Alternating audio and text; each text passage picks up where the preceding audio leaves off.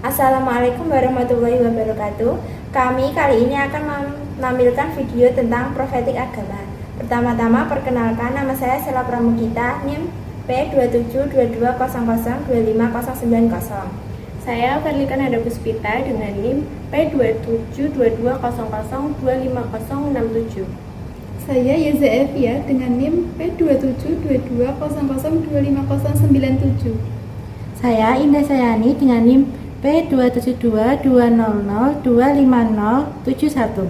Perkenalkan, saya Novansa Fatima Azahra dengan NIM P272200256083. Kali ini kita akan menampilkan video untuk memenuhi tugas mata kuliah agama. Selamat menonton. Teman-teman, ini ada tugas kelompok dari dosen. Wah, tugas tentang apa itu? Tentang TTS profetik agama. Oh, yaudah, ayo kita kerjain. Nunggu si Sela sama Yesa dulu aja. Oh iya.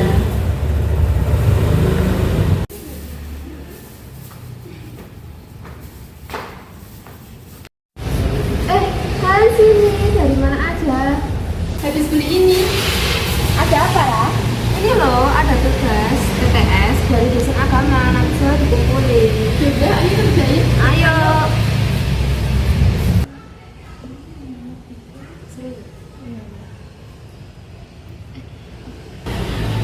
Bolpennya mana? Coba cari di tas. Oh iya, saya bentar. Ini dia. Deh, yang ngerjain. Mau nomor berapa? Kayaknya nomor 5 gampang deh. Ya, lumayan. Peran agama yang merupakan sumber moral dan pedoman adalah profetik gak sih? Kayaknya iya. Coba cari ya, coba tak lihat dulu ya.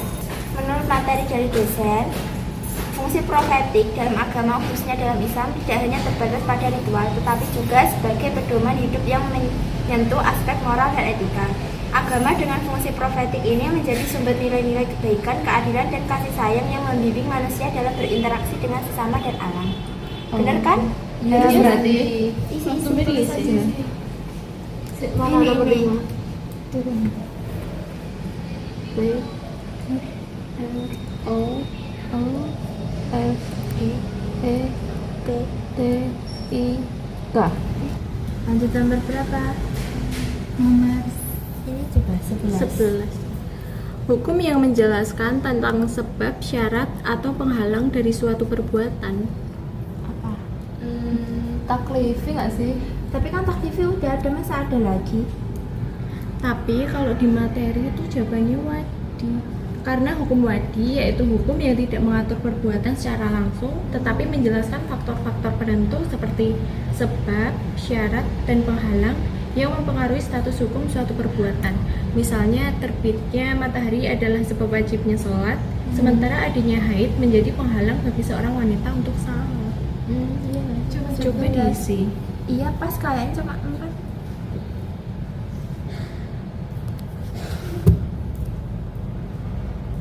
Iya. Lanjut. Nomor 10 ini. Iya, nama sih coba. Fungsi hukum Islam yang mengatur masyarakat agar harmonis dan sejahtera. Apa ya? Kayaknya tanzim deh. Aku baca di materi itu tanzim berarti mengatur atau mengorganisasi. Fungsi tanzim dalam hukum Islam adalah untuk menata kehidupan masyarakat dalam berbagai aspek ekonomi, sosial, politik agar teratur, harmonis, dan mencapai kesejahteraan bersama. Coba diisi dulu aja. Tanzim.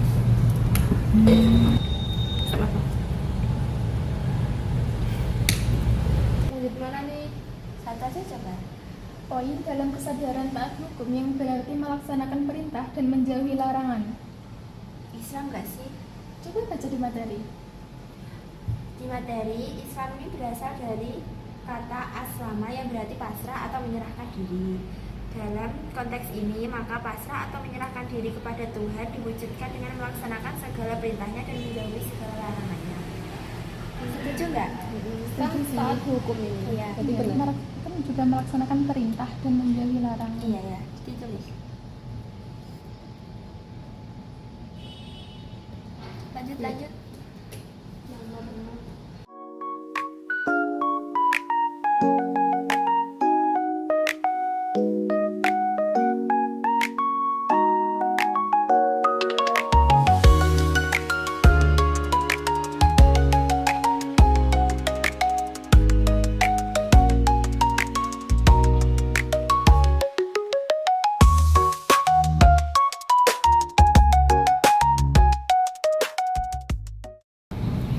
Video nomor ini 9 apa coba?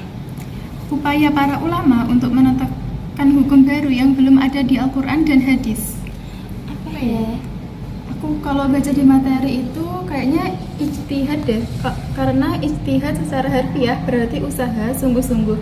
Dalam konteks hukum Islam, ini adalah proses penalaran yang dilakukan oleh para ahli, ulama, atau mujtahid untuk menyimpulkan hukum syariat dari sumber-sumber utama seperti Al-Quran dan hadis, terutama untuk masalah-masalah kontemporer yang tidak secara eksplisit diatur.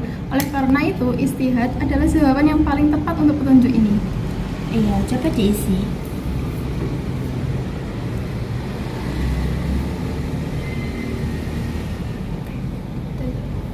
Lanjut yuk nomor 4. Salah satu jenis hukum dalam Islam yang menuntut kita untuk melakukan atau meninggalkan sesuatu itu apa ya? Coba lihat di PPT. Bentar. Kalau di sini itu hukum dalam Islam yang menuntut kita untuk melakukan atau meninggalkan sesuatu itu taklifi. Karena taklifi itu hukum yang berkaitan langsung dengan perbuatan manusia seperti kewajiban, anjuran, larangan, dan lain-lain. Gitu. Coba Berarti benar nggak? Bener kok. TAKLIFI. Iya, benar berarti. Coba dah kamu selanjutnya. Ini nomor 2. Tentang salah satu fungsi hukum Islam yang berarti mencegah perbuatan terlarang dengan sanksi hukum. Itu kayaknya zawajir deh, karena zawajir merupakan fungsi hukum yang bersifat preventif, yaitu untuk mencegah kejahatan dan pelanggaran dengan memberikan ancaman sanksi atau hukuman kepada pelakunya. Pas sih.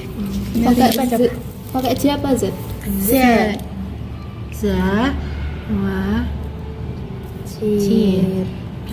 Sudah selesai. Profetik agama adalah konsep yang mengacu pada fungsi agama sebagai sarana untuk menuju kebahagiaan. Kebahagiaan batin manusia yang bersifat baik, berkualitas, dan bermoral. Aturan-aturan dalam agama membantu manusia untuk kembali ke jalan yang benar atau bertobat. Fungsi profetik agama juga berperan dalam taat hukum. Adapun fungsi profetik agama yang pertama ada mengatasi krisis kemanusiaan dan kebudayaan, yang kedua ada menjaga moralitas manusia, yang ketiga ada menjaga keseimbangan alam, yang keempat ada menjaga keamanan dan ketertiban masyarakat, yang kelima ada menjaga keadilan sosial, yang keenam ada menjaga hak asasi manusia, yang terakhir ada menjaga keberagaman dan toleransi antar umat beragama. Nah, di sini juga ada fungsi hukum Islam dalam kehidupan. Hukum Islam mengatur hubungan manusia dengan Tuhan, diri sendiri, sesama, benda, dan lingkungan. Fungsi utamanya meliputi yang pertama ada ibadah. Fungsi paling utama adalah beribadah kepada Allah Subhanahu wa taala. Yang kedua ada zawajir, yaitu mencegah perbuatan terlarang dengan sanksi hukum. Yang ketiga ada amar ma'ruf nahi munkar, yaitu untuk menyeru kebaikan dan mencegah kemungkaran. Yang terakhir ada tanzim wal islah al-ummah, yaitu untuk mengatur interaksi sosial untuk masyarakat harmonis dan sejahtera. Menurut ahli usul fikih, hukum Islam adalah ketentuan Allah yang berkaitan dengan perbuatan. Mukalaf mengandung tuntutan, pilihan, atau sebab, syarat, penghalang. Hukum syar'i terbagi menjadi dua, yaitu yang pertama hukum taklifi, yaitu ketentuan Allah yang menuntut untuk dikerjakan, ditinggalkan, atau pilihan antara keduanya, yaitu wajib, sunnah, haram, makruh, dan mubah. Yang kedua ada hukum wadi. Hukum wadi yaitu ketentuan Allah yang mengandung pengertian bahwa terjadi sesuatu itu sebab, syarat, atau penghalang sesuatu. Misalnya, sholat menjadi sebab kewajiban wudhu. Hukum Islam bertujuan mencegah kerusakan, mendatangkan keselamatan, serta mengarahkan pada kebenaran untuk kebahagiaan dunia dan akhirat.